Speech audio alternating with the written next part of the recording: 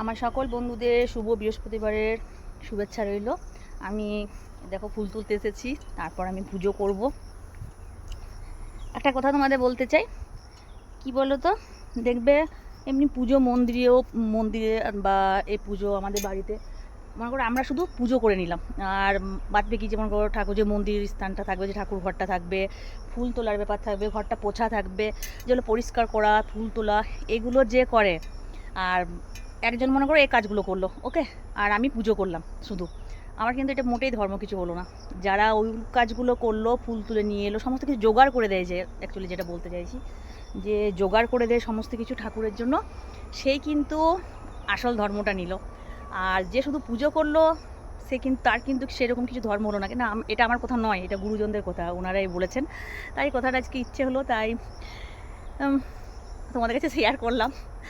যাই হোক, আর ঠাকুরের কাছে এটাই প্রার্থনা করি যতদিন বেঁচে থাকবো, যাতে সব কাজগুলো একসাথে ঠাকুরের সমস্ত সেবাগুলো করতে পারি। চলো ফুলটা তুলে নিয়ে আসি।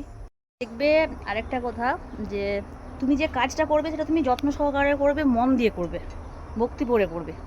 আর সেজন্য বলবো, যেটা করবে নিজেই করবে, সম্পূর্ণ কাজটা করবে। সম্পূর্ণ কাজ করলে কিন্তু একটা আনন্দই আলাদা। দেখো আমি এবারে চা করব।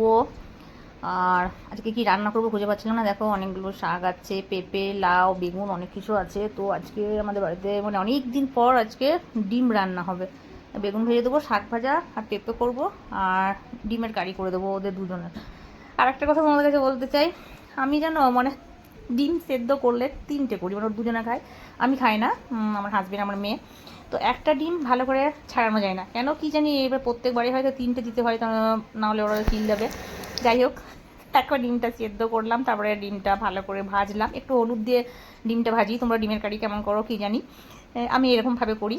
আর তোমার তারপরে পেঁয়াজটা লাল লাল করে ভাজলাম তেল দিয়ে, একটু তেজপাতা দিলাম, আর তোমার আদা, জিরে, ধনে সব বাটা, একটু আমি মিট মশলা দিই হালকা, ভালো লাগে, একটু গরম মশলা, ছাই গরম মশলা, আর নুন, হলুদ, আদা, লঙ্কা সব কিছু পেস্ট করে দিয়েছি। ওগুলো রসুন, মানে রসুন আদা লঙ্কা পেস্ট করে দিয়েছি। সেগুলো দিয়ে ভালো করে ভেজে নাড়াচাড়া করে, আলুটাও আমি পেঁয়াজটার সাথে লাল লাল করে ভেজে নিই।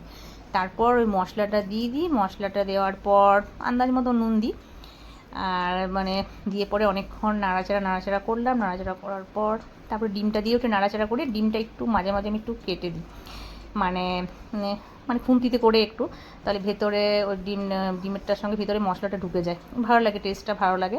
আর হালকা জল দিই, খুব বেশি মানে ঝোল করলে ঝোল করি তো, ওরা মানে কারি তো মানে মাখা মাখা এটা পছন্দ করে খেতে। হ্যাঁ, টমেটো দিয়েছি, টমেটোটা পরে দেবেন, টমেটোগুলো সব কিছুই একসাথে মিক্স করে দিয়েছি, বুঝলে, মানে পেস্ট করে নিয়েছি মিক্সিতে। তারপরে সবগুলো দিয়ে ভালো করে নাড়াচাড়া করে, ডিমটা যখন হয়ে গেল জল দিয়ে দিলাম। দেখো ডিমের কারি হয়ে গেল। মানে অনেক দিন পরে রান্নাটা হলো, মানে ডিমের কারি খায় না প্রায়, রাতের বেলা হলে ডিম ভুজিয়া বা তড়কা দিয়ে ডিম ফাটিয়ে পড়ে, যেমন তড়কা দিয়ে করা হয় ডিম তড়কা, সেরকম করি, বা ডিম ভেজে দিই, এরকম হয়। তো ডিমের কারি আজকে অনেক দিন পর খেলো ওরা, আমি তো ডিম খাই না, আমার খাওয়া বন্ধ এগুলো সব। যাই হোক, আজকের মতো এইটুকুই। তোমাদের কেমন লাগলো আমার ভিডিও অবশ্যই জানাবে। টাটা।